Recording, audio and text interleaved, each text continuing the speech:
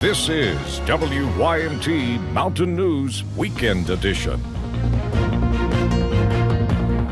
Good evening, I'm Macy Marie. We're learning more tonight about a motorcycle crash that happened yesterday in Pulaski County. It happened last night on US 27 at Kentucky 1247 near Eubank. Police say an SUV pulled in front of two motorcycles driving towards Somerset. One man was pronounced dead on the scene last night and 3 other people were airlifted. We've learned today that one of those victims has died. We also know their names. James Burton and Michelle Cahill were both from Louisville. The annual Scholastic 3D Archery Tournament was held in Laurel County today. More than 400 kids from all ages came out to shoot their shot in hopes to win the grand prize.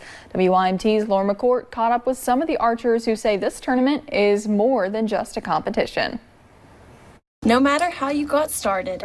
5th birthday, my parents got me a bow. I just wanted to try a new sport that was self-pacing. Or how old you are. My dad was always like, if I buy you a bow, will you do it? And I was like, I don't know. Archery is a sport for everyone. Anybody and everybody can do it. And as you walk the ranges, you see anybody, a small kid to a large kid, it doesn't matter. But don't let that fool you because it's harder than it looks. I didn't do too bad, but I didn't shoot how I wanted to do.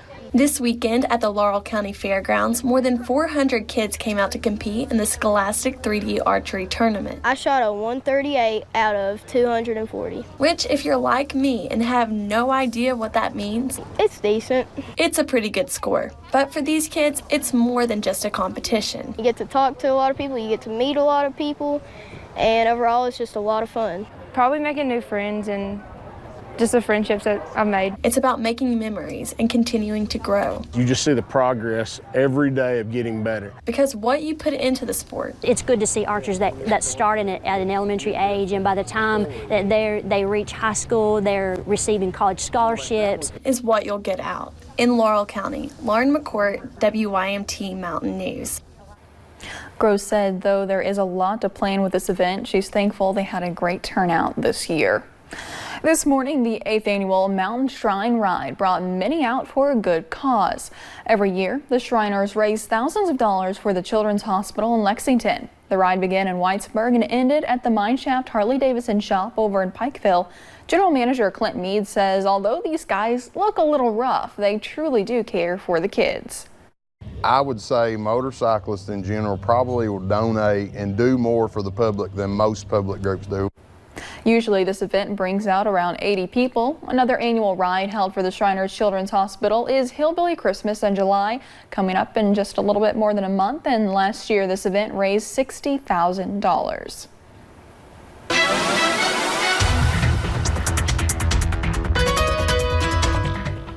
It was a very pleasant and seasonable June day here in the mountains. Beautiful Saturday. Let's go ahead and take you to one of our webcams to just recap the day. Beautiful sunset, University of Virginia and Wise. We saw mostly just some puffy clouds this afternoon, but we stayed dry and that sunshine definitely made its appearance with pleasant temperatures heading into those afternoon hours. Pinpoint Doppler though, most of us dry, except we do see that one lone shower about to head into Breathitt County, but otherwise most of us dry and mostly cloudy, but you can see plenty of rain showers and thunderstorms to our north, but those should stay to the north tonight. Temperatures around the region, we are still in those 70s, a couple places in those upper 70s, but most of us into those mid to lower 70s. A pretty comfortable evening if you still have to step out tonight. And those winds from the south, so that's why we are a little bit warmer, anywhere from 5 to 10 miles per hour. Your weather headlines for today, we do have a storm chance north as we head into the next few hours and into the overnight hours. It's mainly near Interstate 64, and unfortunately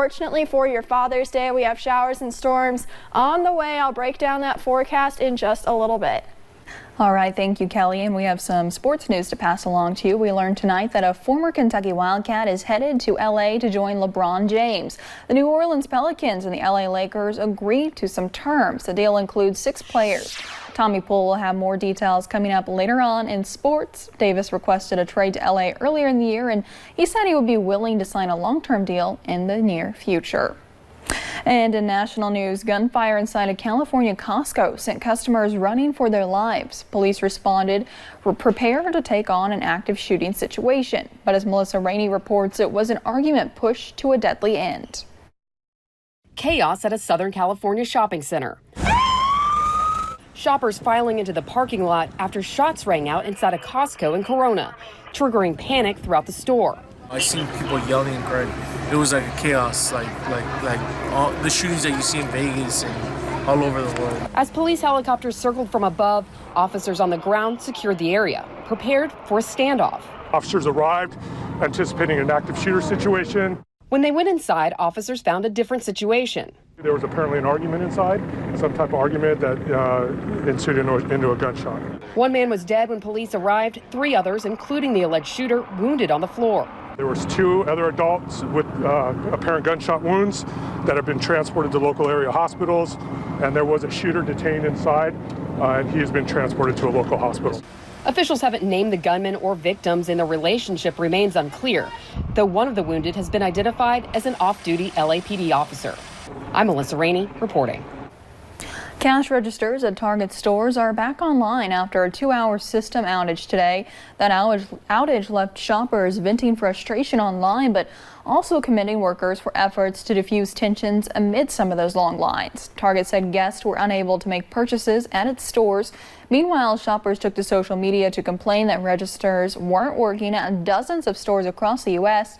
and posted images of those lines. Friday morning, an 11-year-old North Carolina boy was home alone when a stranger knocked on his door. He says when he did not answer, the man burst through the door. The suspect went into the living room to gather electronics and then went back to question Braden Smith. Braden says he was scared but took action in fighting off his attacker. He came in the room, he pointed a gun at me, and he told me to sit down on the ground and get in my closet. When the suspect kicked him, he decided to fight back by hitting the man with a machete. The man dropped everything he was stealing and ran off. He was later caught at a local hospital, and the boy, well, he just wanted to get back to playing baseball afterward. A group of golfers and construction workers rescued a man from his SUV just moments before it caught fire. The crash happened Monday afternoon in Belmead, Tennessee. Belmead police said the driver began sneezing, which caused him to veer off the road and hit a culvert.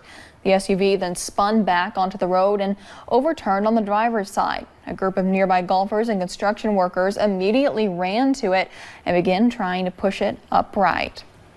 President Trump's re-election campaign officially starts this Tuesday with a rally in Florida, while several protests calling for him to be impeached were held across the country today.